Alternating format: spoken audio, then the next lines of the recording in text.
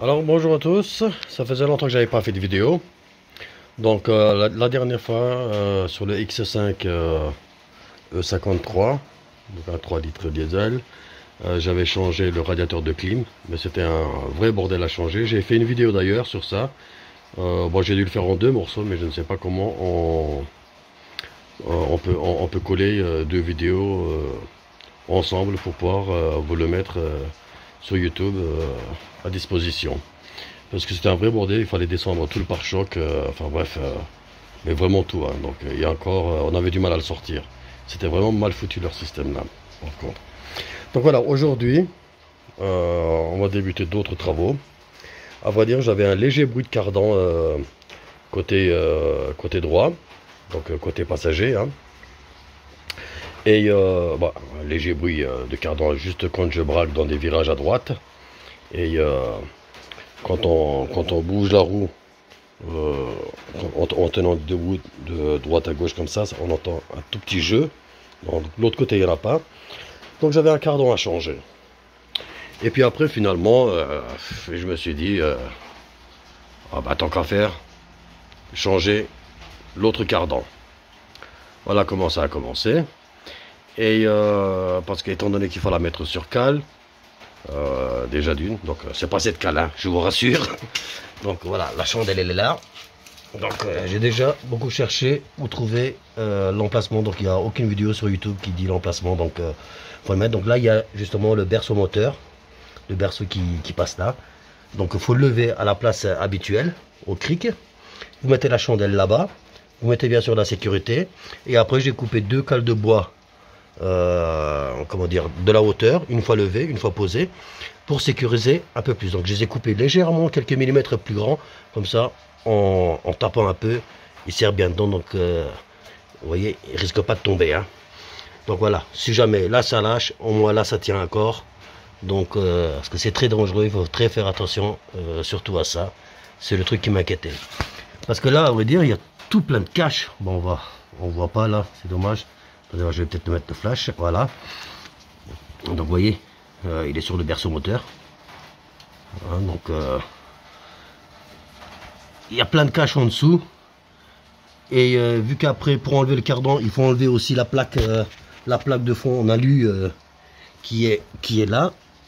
Vous voyez. Alors je me suis dit, si dans quelques jours ou dans quelques temps, il y a l'autre côté qui lâche du cardan. Il va falloir que je remette sur cale, que je renlève tout le plastique. Enfin bref, je me suis dit, hop, j'achète les deux. Et on en finit. Bon bah après, bien sûr, je suis un peu maniaque.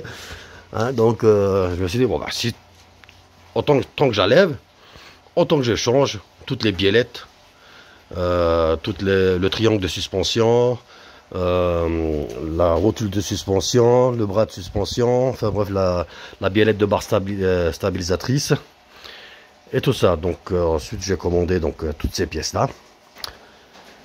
Bon après de nouveau pareil, quelques jours après, en attendant que je reçois les pièces, alors je me dis oh, bah, tant qu'à faire, je change la rotule de direction avec. Et puis après donc j'ai commandé un pack. Là, comme dit, voilà ce pack. Je vous le montre. Hein, ça vient de chez Ottomoto. Et ils sont très rapides et très sérieux. Hein. Sincèrement, je vous le conseille chez eux. Ottomoto, donc ils ont un site sur eBay, mais ils ont aussi leur site internet. Hein. Donc ottomoto.fr. Moi, pour les gens corrects et sérieux, j'hésite pas à faire de la pub. C'est pas parce que j'ai quelque chose ou quoi que ce soit dessus, mais un vendeur très sympa, très sérieux et très rapide, ça surtout. Je crois que je les ai reçus le lendemain. Le lendemain, si je ne me trompe pas. Donc voilà, là-dedans, il y a plein de liquides. Donc vous voyez, ça c'est la barre, la biellette de barre stable. Ça c'est le triangle de suspension. Ça, c'est les bras de suspension. Vous voyez, ça c'est les rotules de direction. Voilà. Qu'est-ce qu'il y avait encore là-dedans? Ah oui, et ça c'est les rotules de suspension. Donc ça se fixe sur le châssis. D'ailleurs, donc ça c'est fixé avec des vis Torx. Donc il faut prévoir tous les outils, tout ce qu'il faut, parce qu'une fois que vous commencez à démonter, qu'il vous manque quelque chose, et si c'est votre seule voiture comme moi, vous ne pouvez pas aller chercher des pièces ou quoi que ce soit. Hein. Donc faut tout prévoir d'avance. Le seul truc qui manque dans ce kit là, je trouve, c'était la biellette de direction. Donc ça c'est la rotule, hein, et la biellette c'est la partie qui vient de là, vous savez, avec le filetage là, qui est vissé dessus et qui va jusqu'à la colonne de direction. Ça manquait, bon, dommage, mais bon, c'est pas grave. Donc après j'ai dû commander chez un fournisseur près de chez moi ici. Donc vous voyez, bah oui, tant qu'à faire, je me suis dit hop, je change ça aussi, parce que le jour où il faudra changer cette pièce là, voilà. Mais bon, c'est quand même pas donné, hein, 40 € pour un morceau de ferraille, alors que là tout le pack là complet, j'ai payé 150 ou 160 €, hein. Alors que ces deux trucs là, j'en ai déjà pour 80 €. Voilà. Donc ça c'est des pièces, des cardans. Voilà, donc ça c'est ce que j'avais commandé chez Orthodoc, hein. J'hésite pas à faire la pub non plus pour eux. Voilà. Donc j'avais le choix. Bon, moi j'ai commandé la marque Meiley. Hein, donc c'est marqué original qualité. C'était sur les seuls où c'était marqué original qualité. Au départ j'étais parti sur des SKF. Les SKF c'est quand même une enseigne qui est spécialisée dans les roulements et compagnie, donc il doit faire des bons cardans. Mais bon, voilà, je suis parti sur ce modèle là, rien que parce qu'il est marqué qualité originale. Et voilà. Et donc même d'ailleurs les boulons qui sont livrés, moi je pensais qu'ils n'étaient pas livrés avec, les écrous de, vous savez, côté moyeu, côté roue, je pensais que c'était du 6 pans.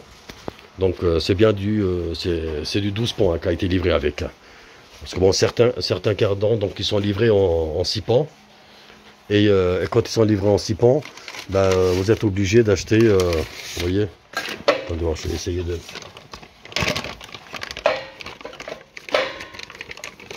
Voilà. D'origine dessus il y a du 12 pans, hein. Mais quand les cardans ils viennent avec du 6 pans, donc il vous faut une douille de 6 pans 36, hein, vous voyez.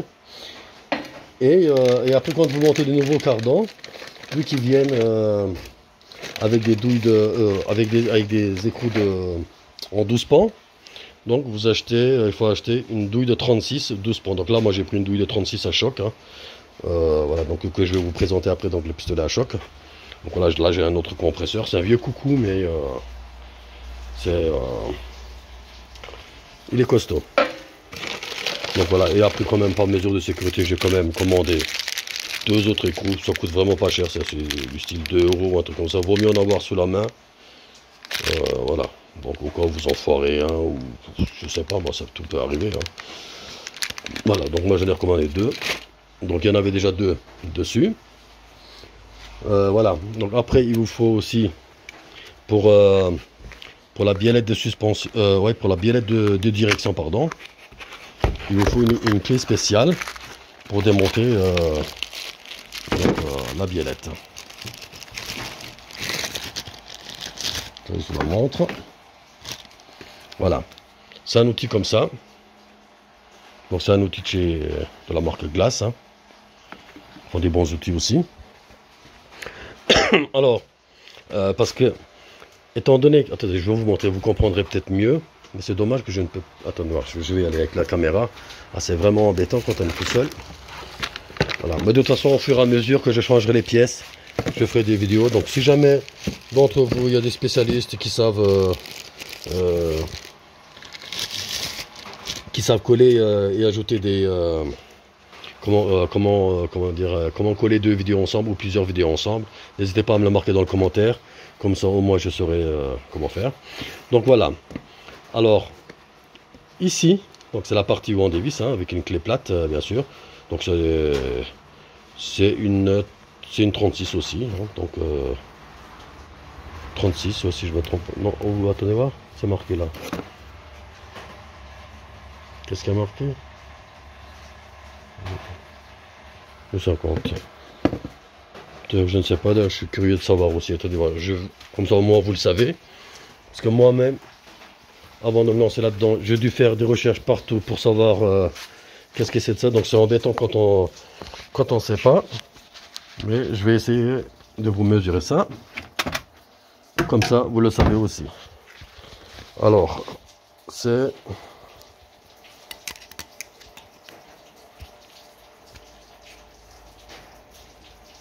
Oui, donc c'est ce que je disais.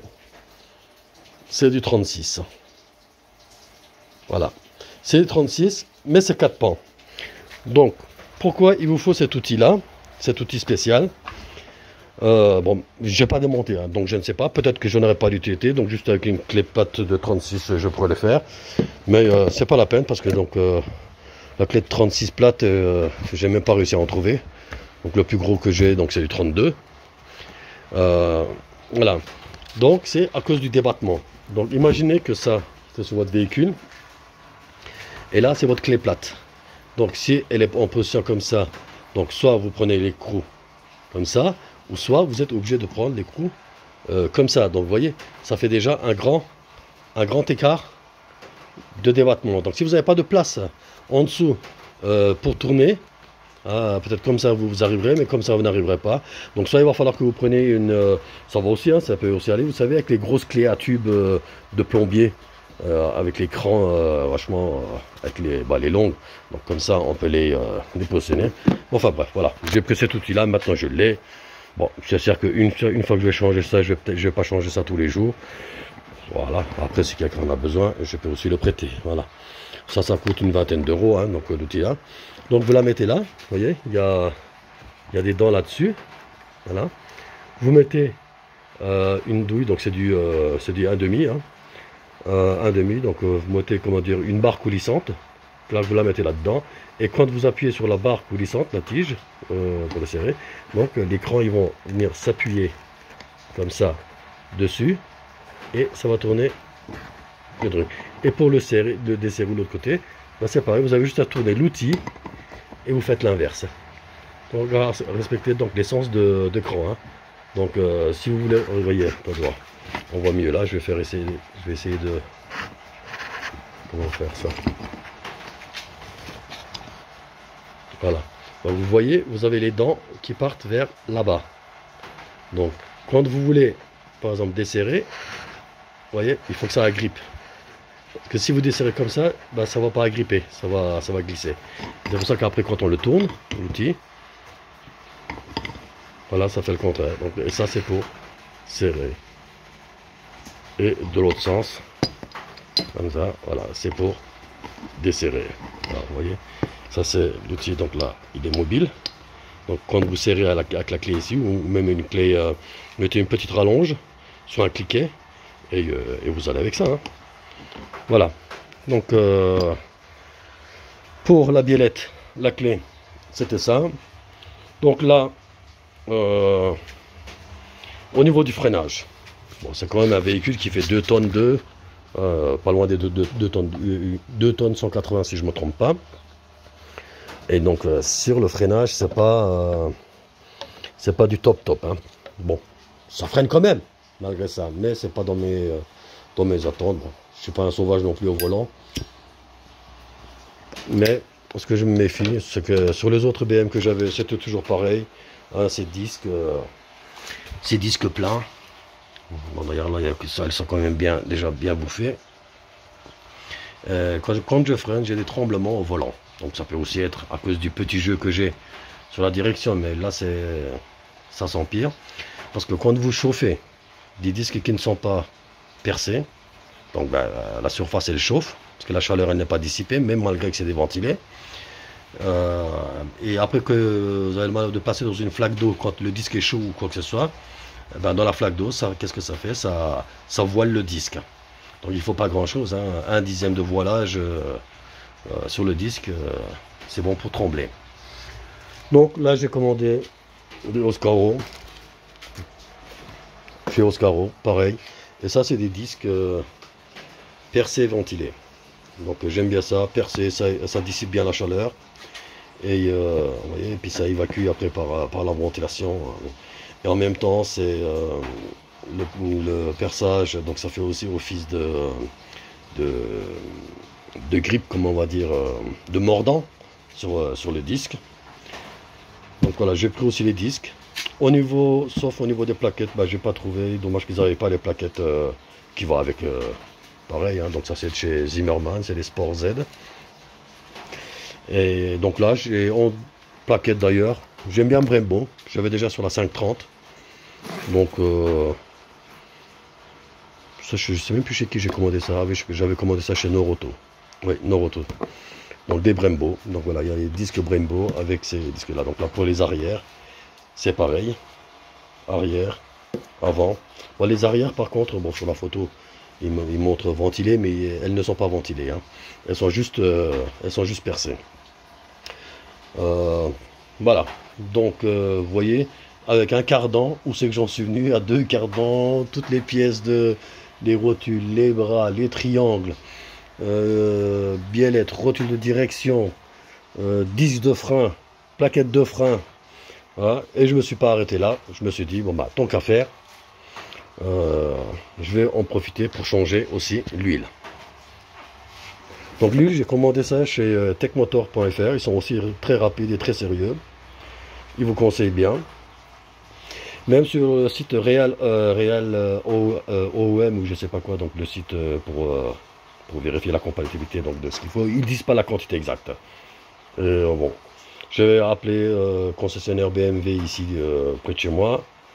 Ils en savent pas non plus, donc un concessionnaire BMW qui sait pas la quantité exacte qu'il faut mettre. Bon, merci Techmotor et merci à un autre concessionnaire BMW, donc d'un autre département, qui m'a confirmé donc les quantités. Les quantités, c'est simple, c'est 1 litre, 1 litre, 1 litre. 1 litre le pont avant, 1 litre la boîte de transfert et 1 litre le pont arrière. Voilà, donc ça, la DTF1, c'est pour la boîte de transfert. Et le pont avant et le pont arrière, c'est de la 75-90. C'est de la synthétique OSP, donc original BM. Donc l'huile elle n'est pas donnée, hein, donc elles sont pas loin de 40 € le bidon. Je crois que c'est 38,75 si je me trompe pas, et un peu moins cher pour la, ou un peu plus cher, je sais plus, de 1 ou 2 € pour la boîte de transfert. Donc vous avez à peu près pour 120 € d'huile. Les frais de port étaient gratuits si je me trompe pas. Voilà. Donc j'en ai profité, j'ai testé les premiers outils de chez KS-Tool. Bon rapport qualité-prix, c'est sympa, bon produit. Donc ça c'est les douilles pour les jantes. Voilà.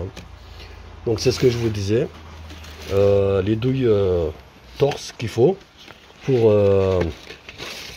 pareil. Donc là je continue dans la gamme KS-Tool, je trouve ça parfait. Donc ça c'est toute une boîte donc c'est des douilles, vous voyez, des douilles type E, on appelle ça. Torx douille type E. Voilà.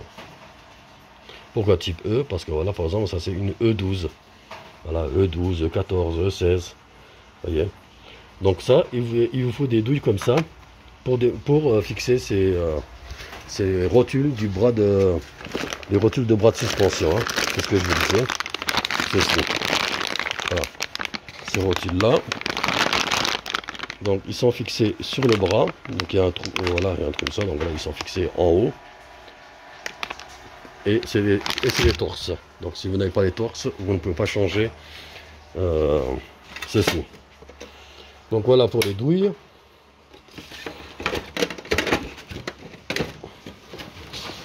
Ensuite, oui, ça c'est aussi un coffret comme cette douille à choc. Parce qu'il faut éviter, bon après pour des petits boulons, donc vous pouvez utiliser les douilles normales que vous avez, mais pour des gros boulons et tout, n'utilisez pas les douilles normales, prenez des noirs. Les noirs, donc c'est ceux qui sont spécialement prévus pour les pistolets à choc. Voilà, sinon vous allez les éclater et moi j'ai eu une fois le malheur comme ça de recevoir un éclat que j'ai échappé belle dans l'œil. Voilà. Et donc voilà, pour le pistolet, ça c'était un site en Allemagne. Sur Amazon, je crois que j'avais acheté ça. Je ne sais plus trop, Amazon ou Mano Mano. Et c'était vraiment pas cher, ils étaient à 56 € en promotion. Et quand on voit le couple, 1600 Nm au desserrage, vous voyez, vous avez tous les... et au niveau des serrages, il y a plusieurs vitesses, hein, donc 490 Nm, 660 et 870, donc au serrage. Au desserrage, 1600, parce que ça, il vous en faut, hein, donc pour l'écrou de moyeu à démonter. Voilà, donc pression de service de 6 bar 3, poids de la bête 2,1 kg, consommation 169 litres. N'essayez pas ça avec un 50 litres, moi j'avais un vieux 50 litres, bon, elle tournait, je dis pas qu'elle tourne, mais vous appuyez 2-3 coups, au bout de 10 secondes, vous avez la cuve qui est déjà vide, hein. Donc c'est pour ça après j'ai dû prendre ce vieux coucou, hein, mon petit vieux coucou là-bas, j'aime bien, c'est un 150 litres, et ça dégonne bien, voilà. Donc ça c'est le modèle The Deville de chez KS Tool. Et voilà la bête, j'ai déjà essayé. Alors, il y avait le modèle Monster aussi. Voilà, c'est déjà une belle bête. Alors, je préfère avoir celle-là, parce que la Monster, le modèle Monster, donc le modèle le plus gros au-dessus, il a un couple de desserrage de 1690, et celui-là 1600, donc on est à 90 Nm près, hein, donc on va dire.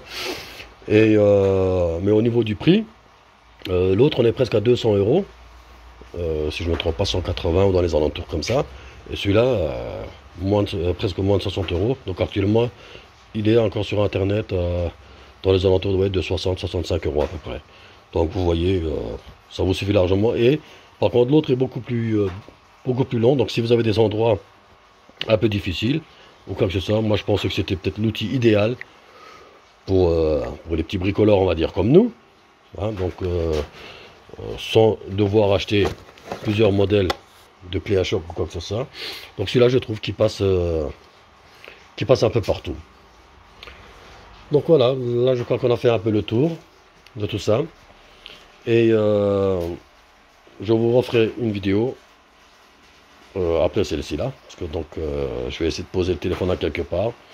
Et vous montrerai étape par étape.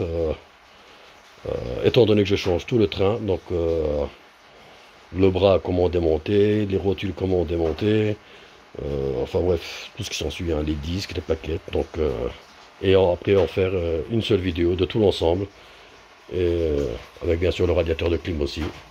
Si jamais vous êtes embêté, vous avez une seule vidéo et puis vous avez toutes les solutions à vos problèmes, et vous serez quitte de faire les recherches comme moi depuis X temps qu'on n'en trouve pas. Voilà, on trouve plus sur les 4 litres sur les modèles essence. Donc après j'étais un peu douteux, hein, donc je me suis dit peut-être que modèle essence, surtout au niveau de la contenance de l'huile, peut-être que c'est différent, parce que j'ai vu certains parlent même sur les forums de 2 litres ou 3 litres d'huile ou quoi que ce soit. Non, là c'est 1 litre partout. Donc vous vidangez et vous remplissez jusqu'à débordement, hein, que ce soit la boîte de transfert, le pont avant ou le pont arrière. Voilà. Oui, j'avais d'ailleurs aussi fait une vidéo donc dernièrement. Bah, il faut que je regroupe un peu toutes ces vidéos parce que donc j'ai changé le filtre. Donc j'ai mis cette fois-ci un filtre KN. Filtre air KN, parce que je trouve que c'est un peu trop étouffé là-dedans. Donc elle respire beaucoup mieux. Donc j'ai aussi mis un boîtier additionnel de Racership, le modèle RS où j'étais, je sais plus lequel que j'avais pris dessus. Voilà, donc ça marche bien. Je suis content, très satisfait derrière toutes ces choses-là. Pour l'instant, aucun souci, aucun problème ou quoi que ce soit. Bon allez, je vous dis à bientôt. Bye bye pour la suite de la vidéo. Ciao.